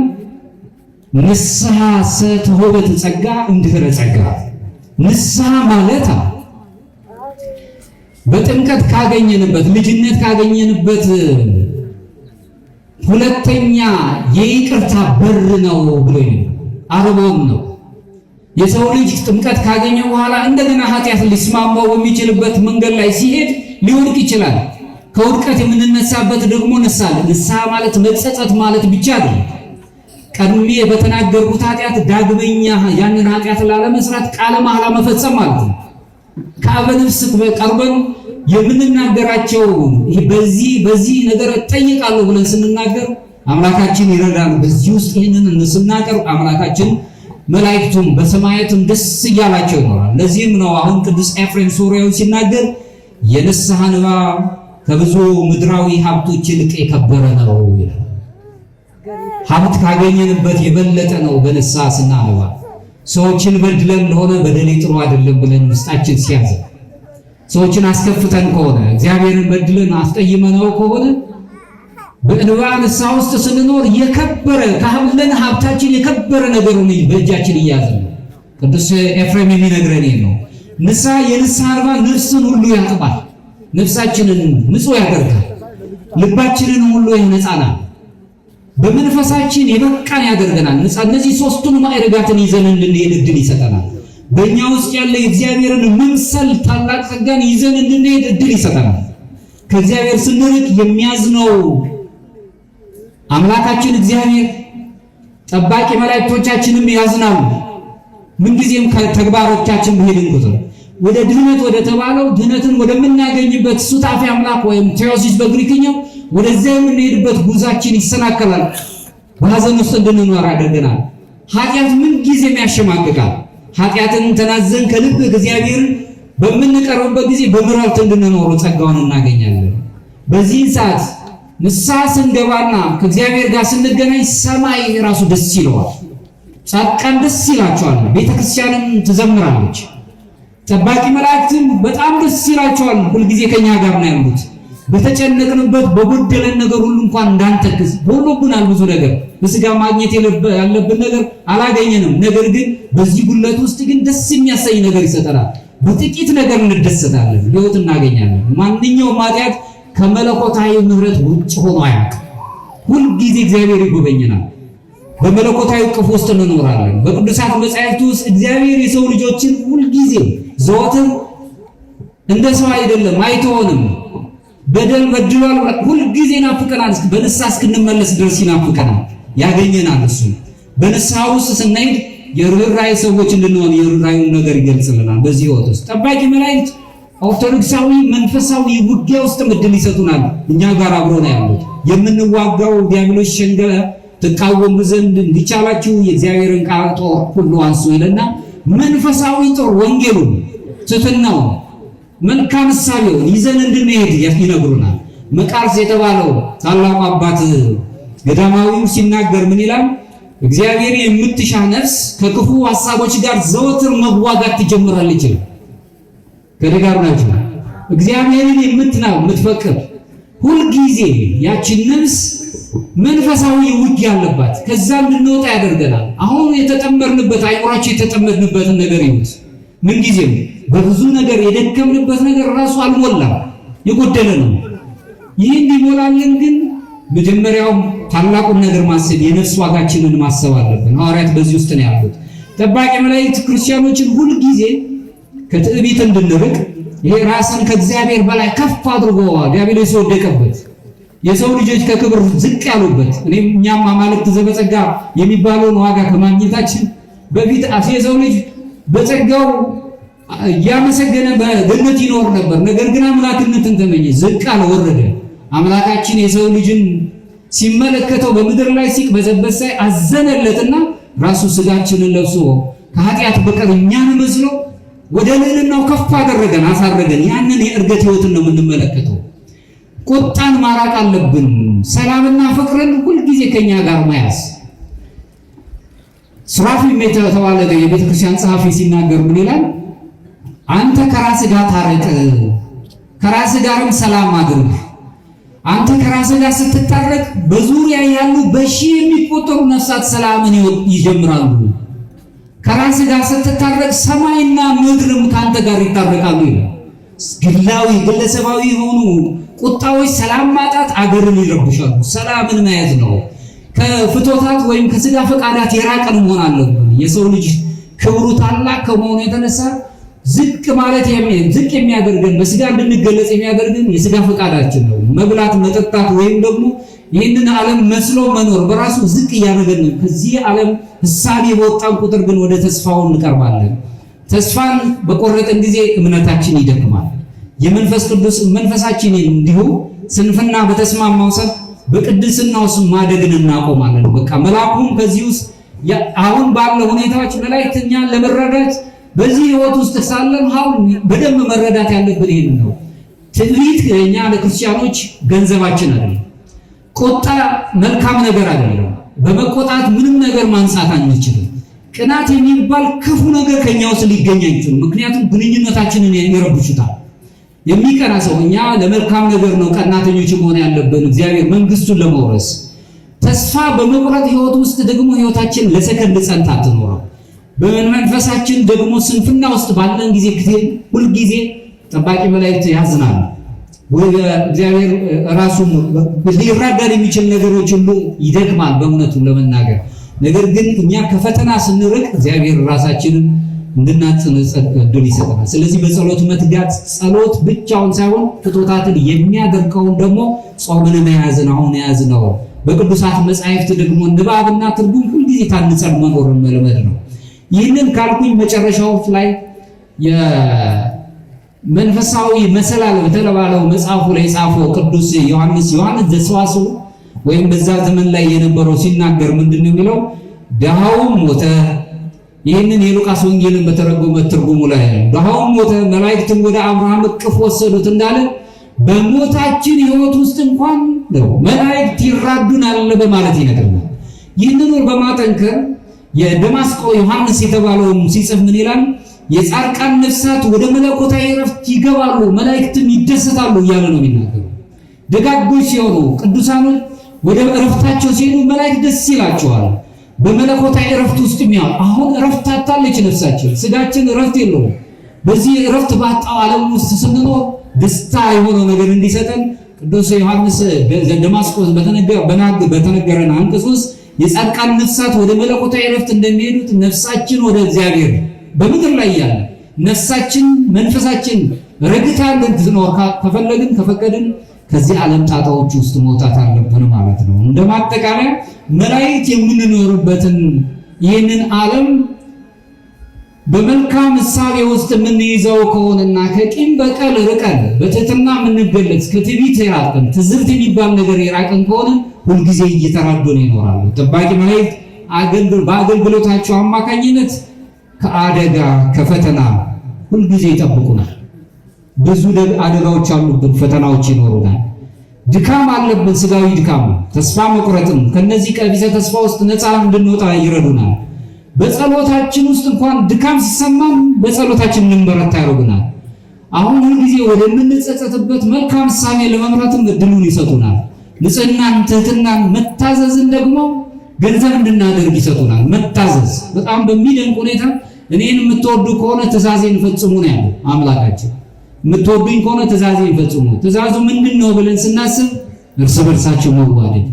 የመዋደድ ደግሞ ጥጉ ወይም የበላይ የምንለው ዳራው ምንድነው ብለን ስናስብ የራሱን ሕይወት አሳልፎ ከመስጠት የበለጠ ምን ፍቅር አለ ይላል። አንዳችን ለአንዳችን እኔ ግማሽ እንጀራ አለችኝ እንደው እኔ ብቻ በልቻት ከመኖር እስቲ ላካፍል ጎረቤቴ። ዛሬ እሱ ጠፍቷል። በአብዛኛው በእኔነት ወይም ቁሳዊው ዓለም ላይ ስለምንኖር እኔ ብቻ ላገኝ የሚል ያለ ከዚህ ሕይወት ውስጥ መውጣት አለብን። ወደ ድህነት የሚመራውን ጠባቡን መንገድ ማወቅ አለብን። ጠባቡ መንገድ ብዙ ፈተና አለው። በስጋችን እንፈተናለን። በደመና የሚያህሉ በዚያ ምስክሮች አሉት የተባሉን መላእክት ይጠብቁናል።